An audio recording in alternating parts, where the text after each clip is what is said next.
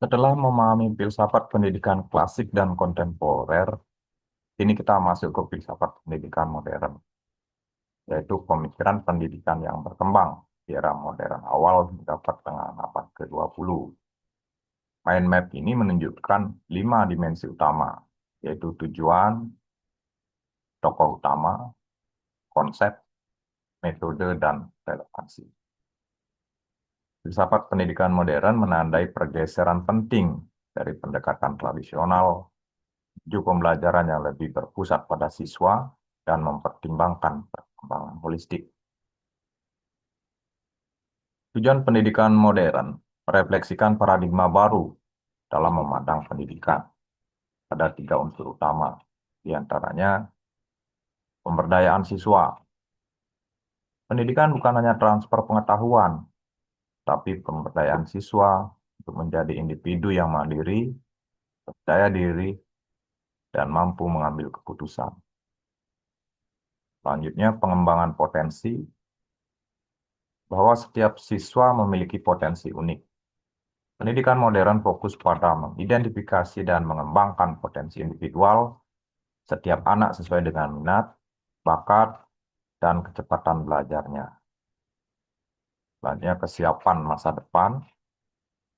Pendidikan harus mempersiapkan siswa tidak hanya untuk pekerjaan, tetapi juga untuk kehidupan, kemampuan beradaptasi, belajar sepanjang hayat, dan berkontribusi pada masyarakat.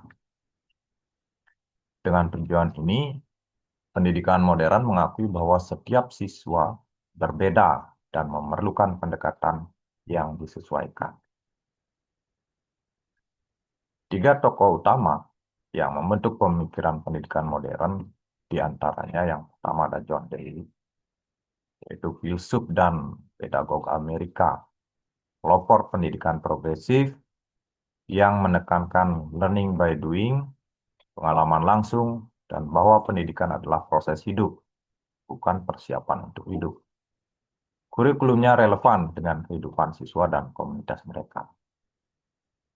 Yang kedua ada Maria Montessori, seorang pendidik Italia, mengembangkan metode Montessori yang menekankan pembelajaran mandiri, eksplorasi, dan lingkungan yang terstruktur khusus. Pendekatan Montessori memungkinkan anak belajar sesuai ritme mereka sendiri. Yang ketiga ada Jean Piaget, seorang psikolog Swiss yang mengembangkan teori perkembangan kognitif. Piaget menunjukkan bahwa anak melewati tahapan perkembangan yang berbeda-beda dan pendidikan harus disesuaikan dengan tahap perkembangan tersebut. 3 tokoh ini memposisikan siswa sebagai subjek aktif dalam pembelajaran, bukan objek pasif.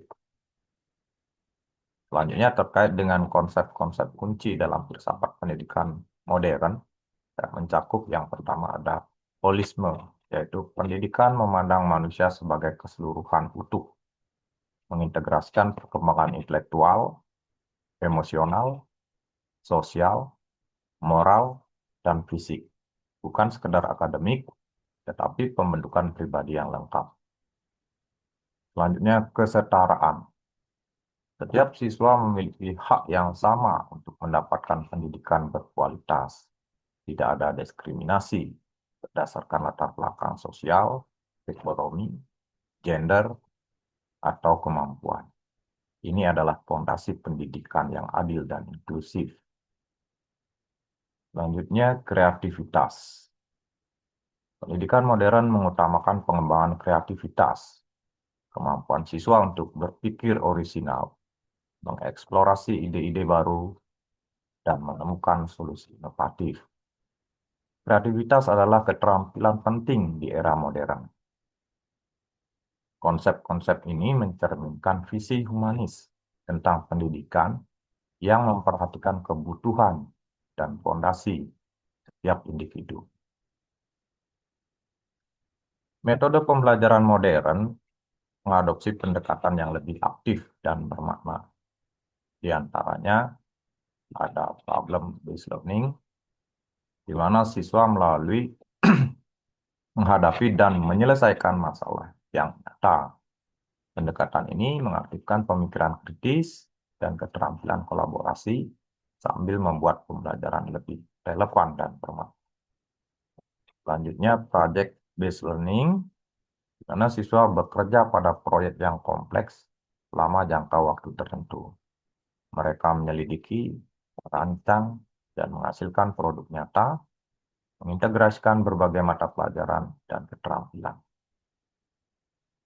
Selanjutnya ada inquiry based learning, di mana siswa dipandu untuk menjadi peneliti dan penyelidik. Mereka mengajukan pertanyaan, mengumpulkan data, menganalisis, dan menarik kesimpulan.